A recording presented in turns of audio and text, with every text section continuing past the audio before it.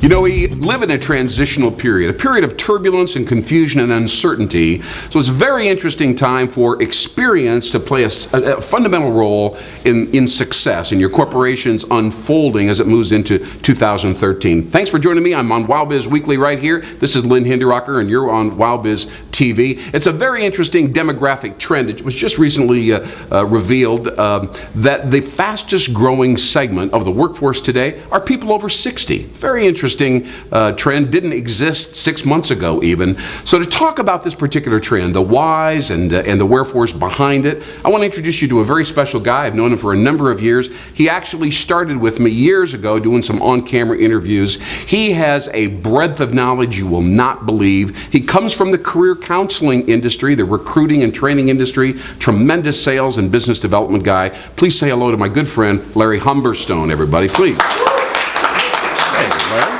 Good to see you, bud. Thank you so much for joining me.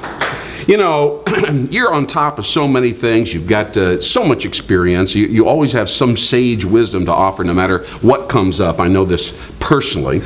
But, you know, this trend about the older workers suddenly dominating, just flooding back into the workforce, what do you attribute that to? What's that all about in your opinion? Well, Lynn, there's a couple of reasons. Number one, being older is no longer being older. Yeah, not the stigma it used to be. Yeah, right? there are a lot of people that have had a great career path, and they get to be 60 years old, 65 years old, and maybe their career is over, but they still have a lot to contribute. Absolutely. And so they want to be engaged. It keeps them young. It keeps them active. So they want to be in the workforce. Now, if you're an employer, why would you want that person? Because you may end up paying that person more than somebody who's 20, 25, 30 years of age, perhaps, not necessarily, but why would you be particularly receptive to that kind of person coming into your workforce? Well, as I look out at the students here, the business students. That's right. They're going to graduate soon, and the first thing they're going to face is in an interview process, what kind of experience have you had? Right. And, you know, your experience has probably been, you know, I've worked in just about every fast food restaurant in the city. Or whatever. Just about every kind of boutique. But I've done whatever I can to keep my student loans under $100,000. So help me out here. That's right. So they're looking for experience. When you go to the older workforce, you've got the experience, right, but they're not necessarily on a career path. They want to make a contribution. So for many of them, the dollar isn't as important as the opportunity to participate. Yeah. So you get the young people coming out of college, you get the experience, you get the culture, and you've got a great combination. Yeah. You know, the baby boomers have not been great savers throughout their entire life. They're a very optimistic and idealistic generation. Here they are kind of finding themselves going through the recession of 2008 and thereafter. And so a lot of them don't have those savings anymore as well. Is that a motivator, or is it just the psychological drive? It's a big motivator for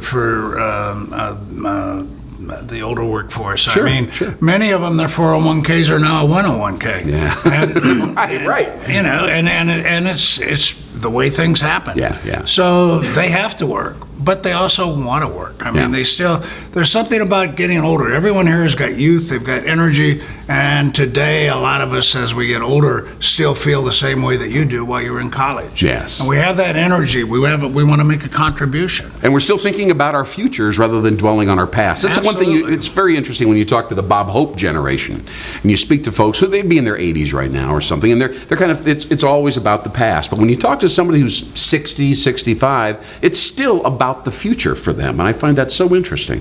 Without a doubt, and being in the workforce and working with young business students starting out, it keeps you young. Yeah. And the technology, they bring the technology to you and some of the things that you didn't have. You bring the experience, you bring the stability. Right.